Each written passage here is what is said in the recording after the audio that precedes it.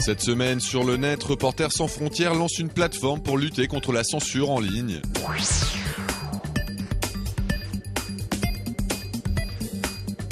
L'actualité de la semaine. Et la vidéo de la semaine.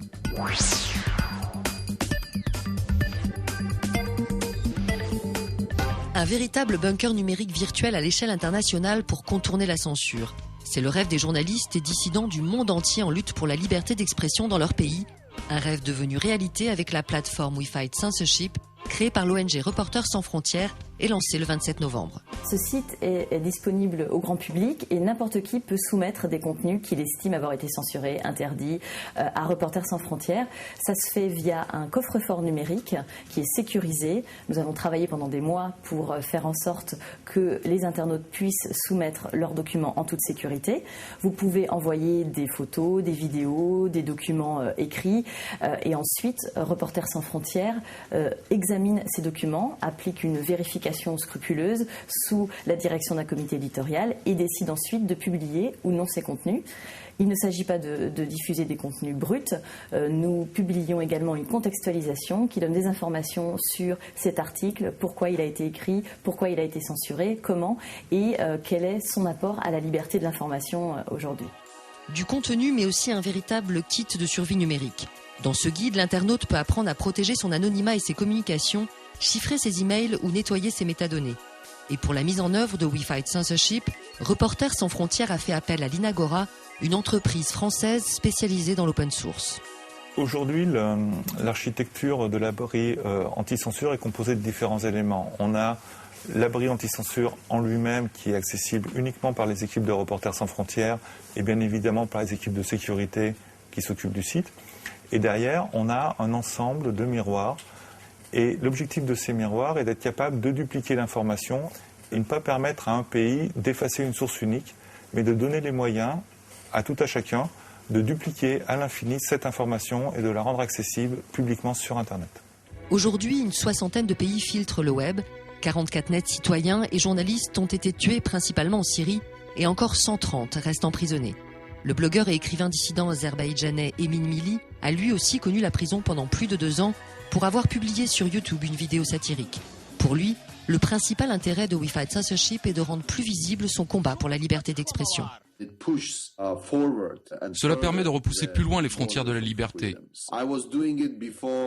Je le faisais avant quand je n'avais pas de site. Puis j'ai créé mon blog sur Internet. Moi et mes amis, nous étions les premiers à utiliser Facebook et YouTube en Azerbaïdjan. Et bien sûr, des gens comme moi, partout dans le monde, sont toujours heureux quand on leur donne les moyens de s'exprimer sur une plateforme importante. D'y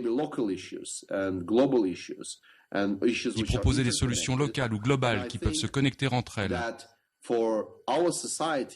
Je pense que ces activistes, ces journalistes et ces écrivains seront beaucoup plus écoutés par les gens dans leur propre société quand ils publieront sur ce site. Donc ça nous aide. C'est un des nombreux outils qui nous permettent de faire passer des messages, même dans notre propre pays. Reporters sans frontières a déjà mis en ligne des voix dissidentes de Cuba, de l'Iran ou de la Biélorussie. Et avec la censure de plus en plus présente sur Internet, l'ONG attend de nombreuses contributions de cybercitoyens.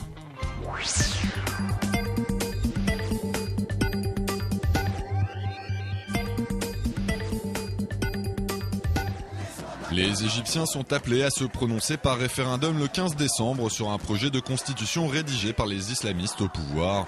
Un texte très critiqué par l'opposition qui s'est mobilisée ces derniers jours sur la place Tahrir du Caire, mais aussi sur la toile pour protester contre le président Mohamed Morsi et ce projet de loi fondamentale. Sur les réseaux sociaux, de nombreux utilisateurs ont ainsi dénoncé le renforcement de la charia comme source principale du droit dans cette nouvelle constitution, ce qui suscite chez ce blogueur chrétien des inquiétudes pour la liberté de religion dans le pays. D'autres ont quant à eux exprimé leurs craintes pour les droits de la femme.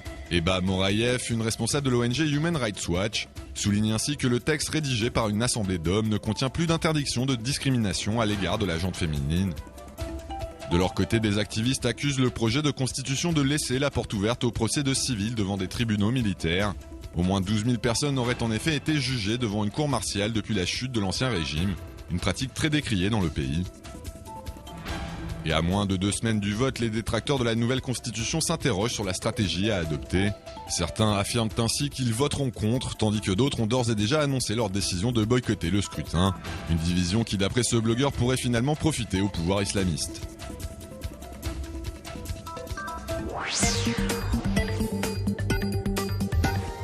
Le sommet de l'Union internationale des télécoms s'est ouvert lundi à Dubaï. Les 193 États membres de cet organe des Nations Unies sont réunis jusqu'au 14 décembre pour négocier un nouveau traité sur les télécommunications internationales. En effet, comme l'explique Amadoune Touré, le secrétaire général malien de cette agence onusienne, le texte actuellement en vigueur date de 1988 et a été rendu obsolète par l'avènement d'Internet. Et c'est avant tout la gouvernance du web qui devrait être au centre des débats. D'après le site WCIT Leaks qui a divulgué des documents de travail confidentiels sur le sommet, la Russie souhaiterait ainsi que les États aient un pouvoir accru pour gérer comme ils l'entendent l'Internet sur leur territoire national. Une proposition visant à contester la mainmise des États-Unis sur le web qui contrôle notamment l'attribution des noms de domaine sur la toile. Une autre bataille devrait également avoir lieu à propos d'une suggestion faite par des opérateurs européens fédérés autour de l'association Ethno. Les fournisseurs d'accès aimeraient en effet faire payer les géants du web pour acheminer leurs contenus les plus gourmands en bande passante comme les vidéos en ligne. Des fonds qui, d'après les opérateurs, sont indispensables pour financer les nouvelles infrastructures du réseau. Mais pour de nombreuses ONG et autres acteurs du web comme Google, ces propositions contribueront à la fragmentation d'Internet et permettront au gouvernement de renforcer leurs dispositifs de censure en ligne.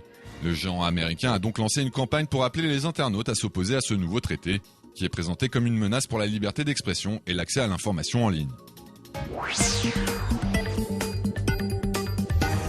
Les réactions sur la toile ne se sont pas faites attendre après l'annonce lundi que le prince William et son épouse attendaient un enfant. Une nouvelle qui a instantanément enflammé le web et qui est depuis un des sujets les plus discutés par les internautes. Des milliers d'utilisateurs des réseaux sociaux ont en effet rapidement tenu à exprimer leur joie et à féliciter les futurs parents en se servant des mots-clés Royal Baby. Des internautes anonymes bien sûr, mais aussi quelques grands de ce monde à l'image du Premier ministre britannique David Cameron ou de son homologue canadien Stephen Harper ont ainsi inondé Twitter de messages adressés au couple princier. Et s'ils ont été nombreux à se réjouir de cette nouvelle sur la toile, l'annonce de la grossesse de Kate Middleton a aussi très largement inspiré les humoristes du web. Des dizaines de photomontages plus ou moins flatteurs imaginant ce à quoi ressemblera le bébé du couple princier, ou Kate quand elle aura pris du ventre ont ainsi fait leur apparition en ligne. Un autre jeu également très en vogue actuellement sur les réseaux sociaux consiste pour les internautes à trouver des prénoms possibles pour l'enfant de William et Kate. Et là aussi, les utilisateurs font preuve d'imagination en faisant des propositions toutes plus loufoques les unes que les autres. Certains souhaiteraient que le bébé s'appelle Fibo, archaïque ou encore Hercule si c'est un garçon, et obsolescence ou Chanel si c'est une fille. Enfin, un internaute a lui décidé d'aller encore plus loin en créant un compte parodique sur Twitter qui donne la parole au fœtus royal. Une page très amusante sur laquelle le bébé s'adresse déjà à ses futurs sujets et raconte de façon absurde son quotidien comme ici où il explique qu'il fait très noir où il se trouve. Une initiative qui rencontre un franc succès puisque le compte créé lundi est déjà suivi par plus de 6000 abonnés. Noël approche à grands pas et comme tous les ans, la résidence du président des États-Unis a été amplement décorée pour l'occasion. Et cette année, c'est Beau, le chien des Obama, qui a été chargé d'inspecter la Maison Blanche pour s'assurer que tout est bien en place, comme on peut le voir dans cette courte vidéo tout juste mise en ligne. Un clip amusant que les internautes pourront visionner, entre autres, sur le site de la présidence américaine.